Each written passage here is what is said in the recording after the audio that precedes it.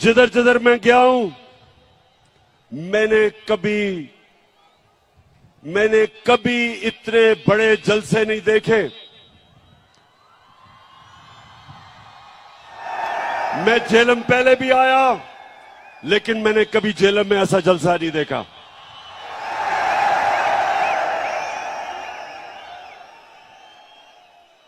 और झेलम उसकी वजह कि अल्लाह ने हमारे पे खास करम किया है।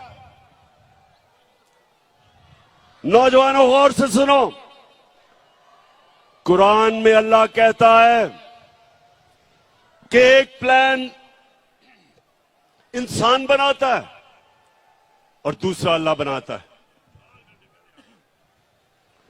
जो प्लान बनाया गया था, साजिश बाहर से हुई। एक डोनाल्ड लू, अमेरिकी अंडर सेक्रेटरी, हमारे अमेरिका के सफीर को बुला के तकब्बुर में उसको हुक्म देता है कि अगर पाकिस्तान ने इमरान खान को अदम इत्माद में ना हटाया तो पाकिस्तान के ऊपर बड़ा मुश्किल वक्त आएगा। और फिर साथ कहता कि अगर पाकिस्तान ने इमरान खान को हटा दिया और चेरी ब्लॉसम को ले आए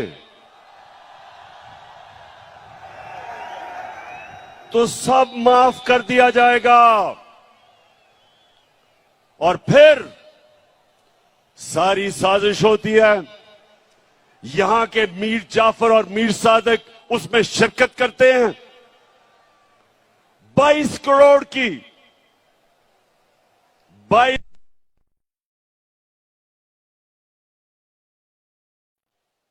उसको साजिश के तहत निकाला जाता है। और फिर जो असल इस मुल्क की तौहीन की जाती है कि मुल्क को जो 30 साल से इस मुल्क के बड़े किया जाता है। और इसमें अल्लाह एक करम करता है हमारे पे कि हमारी कौम की गैरत जगा देता है, हमें बेदार कर देता है।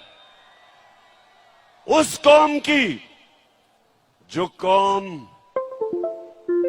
कौम ला इलाहा इल्लल्लाह के नारे पे खड़ी हुई थी, बनी थी, उस कौम की खुददारी जगा देता है।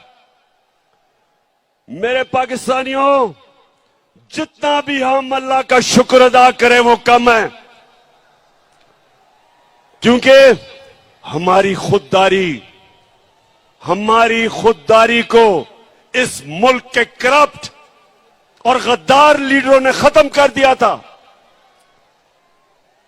बाहर की कुव्वतों के सामने घुटने टेके, बाहर से डिक्टेशन लिए, खुद तो उनमें गैरत नहीं थी, कौम की गैरत को भी नुकसान पहुंचाया।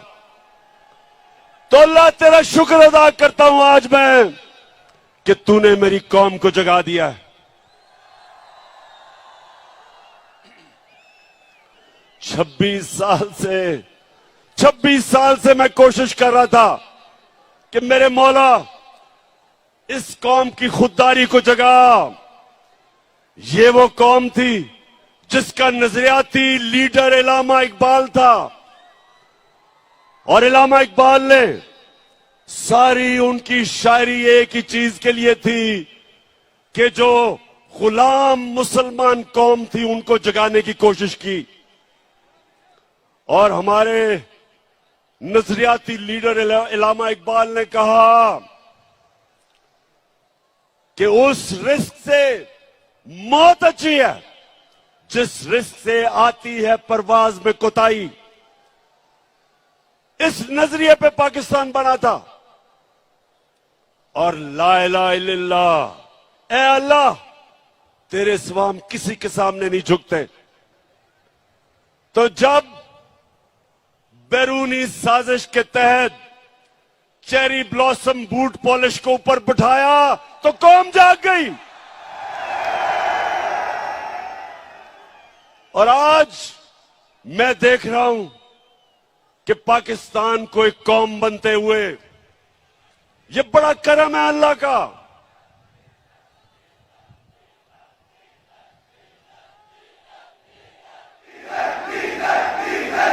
अच्छा, मैं जरा अभी पहले बाकी बातों से पहले जरा डीजल पे आ जाऊं।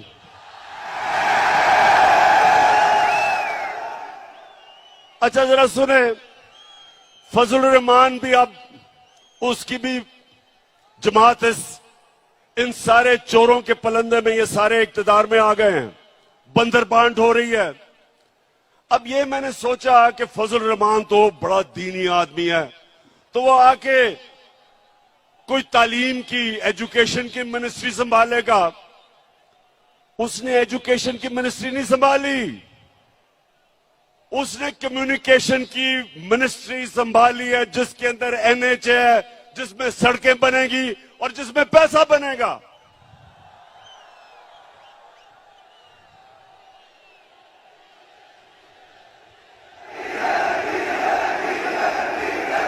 अच्छा, और पाकिस्तान, ये जरा अब पाकिस्तानियों जरा सुने मेरी बात, सुने सुने सुने सुने। अब ये जो चोरों की कैबिनेट बनी है, 60% जमानत पे हैं। किसी ने 18 कत्ल किए हुए हैं। शरीफ खानदान ने 40 अरब रुपए की चोरी का हिसाब देना है नैब में और एफआईए में। वो जरदारी उधर अरबों रुपए का उसने जवाब देना है, जो फेक अकाउंट्स में पैसे, एयान अली के भी उसी अकाउंट से पैसे जा रहे थे जिसमें बिलावल। अब जो मफरूर है, सुने नौजवानों, जो मफरूर है, जो सजा याफ्ता है, जो झूठ बोल के भागा है, जो अरबों रुपए की प्रॉपर्टीज में लंदन में रह रहा है, उसने सारी कैबिनेट को लंदन बुला लिया है। तो पाकिस्तानियों ये याद रखें कि ये सारे कैबिनेट लंदन जा रहे हैं आपके पैसे पे। ये अपने पैसे नहीं खर्च करेंगे, ये आपके पैसे पे जा रहे हैं। और वहां जाके मफरूर साहब को मिलेंगे, सजा याफ्ता, कॉन्विक्ट, झूठा, बुजदिल। हमेशा जब भी कोई मसला मुल्क से बाहर भाग जाता है, उससे जाके इंस्ट्रक्शंस लेंगे। ये है इस मुल्क की तौहीन, और इसलिए कौम खड़ी हो गई है, इसलिए सारे पाकिस्तानी खड़े हो गए हैं। सारे पाकिस्तानियों ने फैसला कर लिया है, सब पाकिस्तानियों ने फैसला किया है कि इंपोर्टेड हुकूमत नामंजूर। मैं इंशाल्लाह 20 के बाद आपको इस्लामाबाद दावत दूंगा। पहले मैंने सोचा था कि इंशाल्लाह 20 लाख लोग इस्लामाबाद में पहुंचेंगे, लेकिन जो मैं अब लोगों में फिर रहा हूं, अब वो नंबर चला गया 25 लाख पे इंशाल्लाह। अल्लाहू अल्लाहू अल्लाहू अल्लाहू अल्लाहू अल्लाहू अल्लाहू अल्लाहू अल्लाहू। अच्छा, अब cherry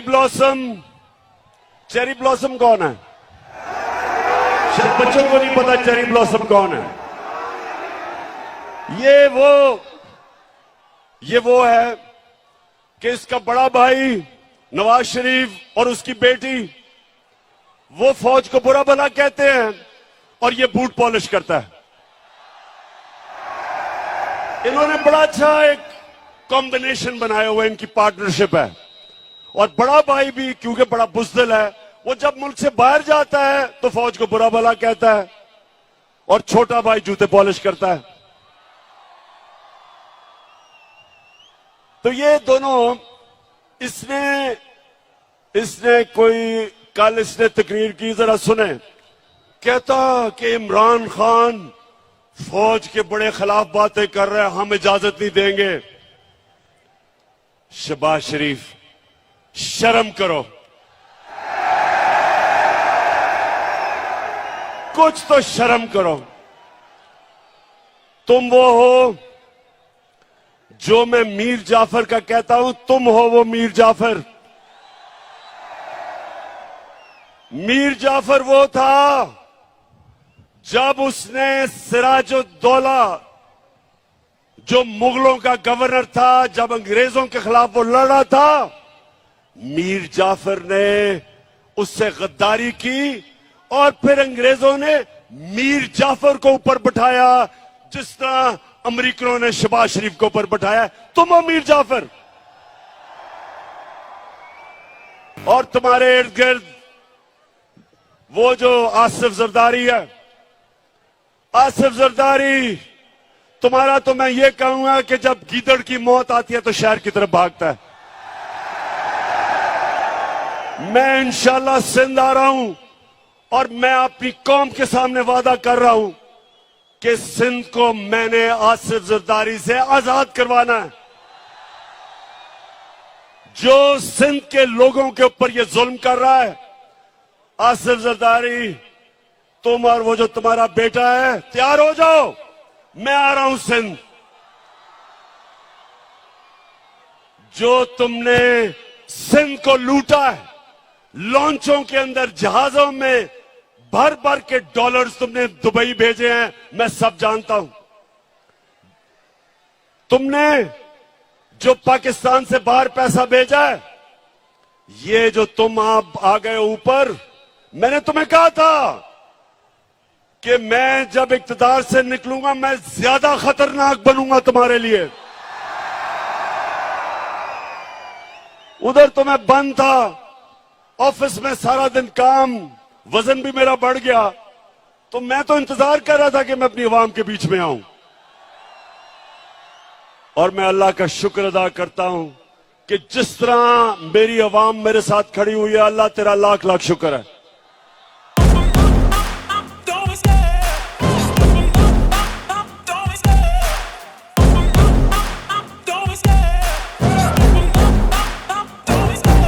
Love the chase and the hunt and I set the pace when I पाकिस्तानियों, हिंदुस्तान ने क्या किया जरा ये सुने गौर से। उन्होंने पाकिस्तान के खिलाफ प्रोपेगेंडा किया। उन्होंने 600 जाली उन्होंने मीडिया हाउसेस दुनिया में बनाए और पाकिस्तान के खिलाफ प्रोपेगेंडा किया। इसको EU डिसइंफॉर्मेशन लैब कहते हैं।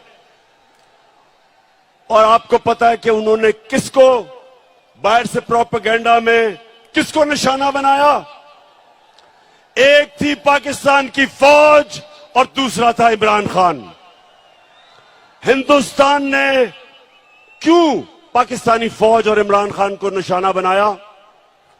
क्योंकि दो नौजवानों, गौर से सुन लो, आज पाकिस्तान को जो इकट्ठा रखेंगे, जो दुश्मनों की पूरी कोशिश है कि इस मुल्क के 3 टुकड़े किए जाएं, जो बलूचिस्तान में वो दहशतगर्दी करवा रहे हैं, उनका सिर्फ एक मकसद है कि पाकिस्तान को तोड़ा जाए। एक पाकिस्तान की फौज इस मुल्क को इकट्ठा रख रही है और दूसरा तहरीक इंसाफ, जो सारे पाकिस्तान की फेडरल पार्टी है, जो सारे पाकिस्तान की पार्टी है, और वो चाहते हैं इमरान खान और फौज के खिलाफ। इसलिए वो कैंपेन करते हैं कि उनको पता है कि इन दो के होते हुए पाकिस्तान नहीं टूटेगा। तहरीक इंसाफ वो वाहिद जमात है जो 10 दिनों में पेशावर में भी तारीखी जलसा कर सकती है, मज़ार कायद कराची में भी तारीखी जलसा कर सकती है और मीनारे पाकिस्तान को भी भर सकती है 10 दिनों के अंदर। और आज झेलम में भी तारीखी लोग इस तादाद में आए, एबटाबाद में भी आए और मियां वाले में भी आए। वो सिर्फ एक जमात कर सकती है, वो तहरीक इंसाफ है। बाकी ये मिलके भी सारे, ये जो चोरों का पलंदा है, ये मिल भी जाए तो मीनारे पाकिस्तान में पूरा जोर लगा के थोड़ा सा भी जलसी भी नहीं कर सके। तो जब शहबाज शरीफ तुम ये कहते हो कि इमरान खान ने फौज की तनकीद की, शर्म करो। इमरान खान का जीना मरना पाकिस्तान में है। मैं तो दुआ कर रहा हूं कि मुझे ईसीएल पे डालो, मैं जाना ही नहीं चाहता पाकिस्तान से बाहर। मेरा 20 साल मैंने बाहर क्रिकेट खेली, प्रोफेशनल क्रिकेट खेली, पैसा बनाया, लंदन में फ्लैट खरीदा, सब कुछ बेच के मेरा सब कुछ मेरे मुल्क में है, जीना मरना मेरे मुल्क में है। और ये जरा सुने, ये शरीफ करप्ट खानदान, पहले नवाज शरीफ, उसको जब जनरल मुशर्रफ ने मुल्क से बाहर, जैसे उसने सऊदी अरेबिया भेजा, लेटर साइन, मुआहदा साइन करके सऊदी अरेबिया गया, झूठ बोलता रहा मैंने नहीं कोई साइन किया। फिर उधर से लंदन पहुंच गया, 8 साल मुल्क से बाहर। जरदारी जेल से निकला, वो सीधा लंदन और अमेरिका पहुंच गया। और अब वापस आए, दोनों ने एनआरओ लेके वापस आए, दोनों ने लूटना शुरू किया। अब ये सुने, मैंने अभी तक जब 3.5 साल में एक निजी दौरा नहीं किया, मैं सारा वक्त पाकिस्तान में था। नवाज शरीफ ने 24 निजी दौरे किए लंदन के, जरदारी ने 50 निजी दौरे किए दुबई के। यानी ये सारा वक्त हुकूमत तो पाकिस्तान की करना चाहते हैं, पैसे बाहर हैं, बच्चे बाहर हैं, ईदें बाहर हैं, इलाज बाहर है, बैंक अकाउंट्स बाहर हैं, प्रॉपर्टीज बाहर हैं।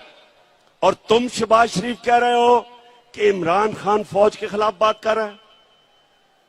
तुम्हारा जो नवाज शरीफ था, हिंदुस्तान में जाके पहले तो मिला, जब नरेंद्र मोदी के भागा भागा गया उसके जूते पॉलिश करने,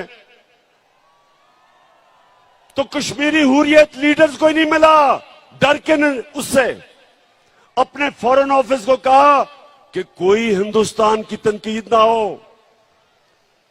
उधर जो डॉन लीग्स में क्या था, हिंदुस्तान को पैगाम पहुंचाता है कि जी मैं तो दोस्ती करना चाहता हूं, पाकिस्तान की फौज नहीं करना चाहती।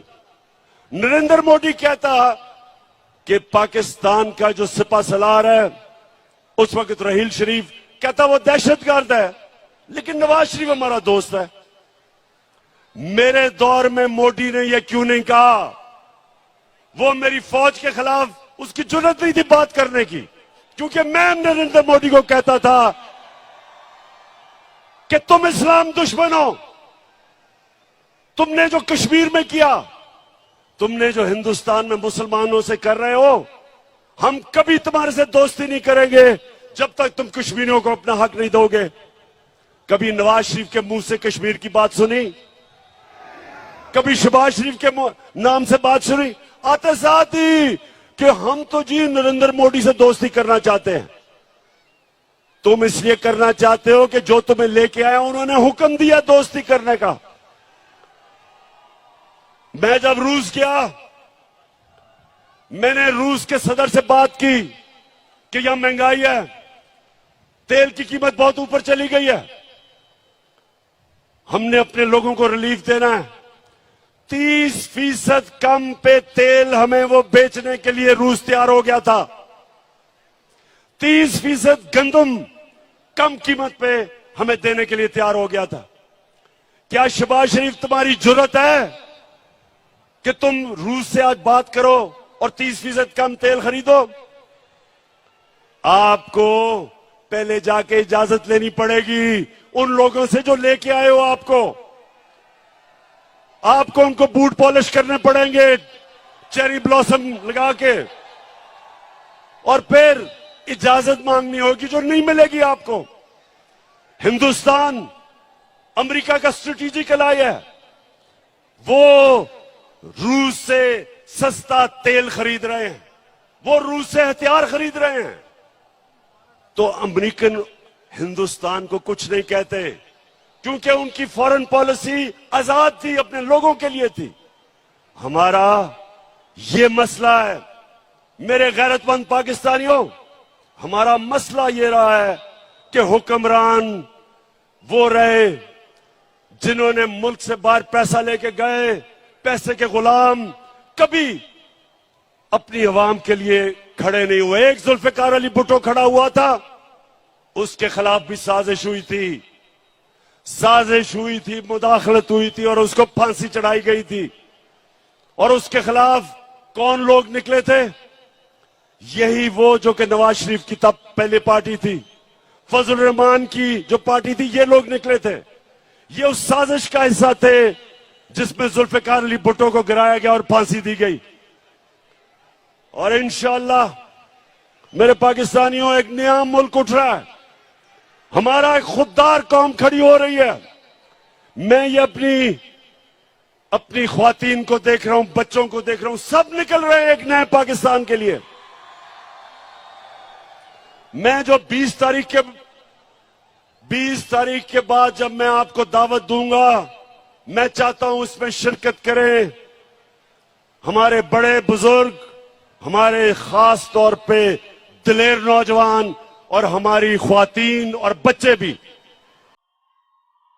हकीकी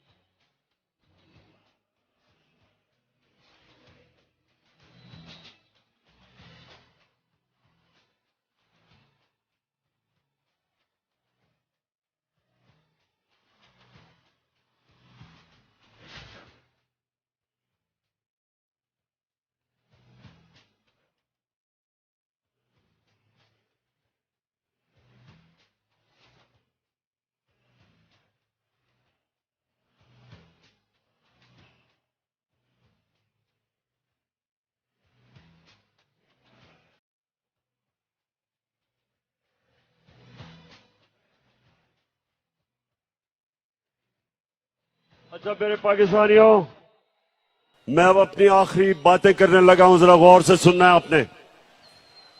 देखें, मेरे 3.5 साल जो हुकूमत में थे, मैं आपको बताऊं मुझे सबसे ज्यादा शर्म कब आई? जब मुझे बाहर जाके दोस्त मुल्कों से पैसे मांगने पड़े, जब कर्जा मांगना पड़ा, मुझे शर्म आई, क्योंकि मैंने आज तक अपने वालिद से भी कभी पैसे नहीं मांगे थे। मैंने जब पैसे मांगे थे शौकत खानम के लिए अपने पाकिस्तानियों से, कभी मैंने गैरों से पैसे नहीं मांगे। शौकत खानम के लिए, नमल यूनिवर्सिटी के लिए, अभी जो जेलम में मैंने अल कादर यूनिवर्सिटी बनाई है, इनके लिए सिर्फ पाकिस्तानियों से पैसे मांगे थे। लेकिन जब, क्योंकि इन्होंने दिवालिया निकाला हुआ था मुल्क का, सबसे बड़ा हमारा बैरूनी खसारा था, मुझे बाहर जाके पैसे मांगने पड़े क्योंकि हमारे पास पैसा ही नहीं था अपने कर्जों की किस्तें अदा करने पे। तो मैं आपको यकीन दिलाता हूं कि इससे शर्मनाक बात नहीं है जब एक मुल्क का सरबराह किसी और मुल्क के सामने जाके कर्जे मांगता है, पैसे मांगता है। आप सब जानते हैं कि अगर आप अपने मां बाप से भी पैसे मांगते हैं, एक बच्चा नहीं मांगता दूसरा मांगता है, तो मां बाप भी उस बच्चे की ज्यादा इज्जत करते हैं जो पैसे नहीं मांगता, जो खुददार होता है। मां बाप भी तो सोचे कि गैरों के सामने हाथ फैलाना, तो ये जब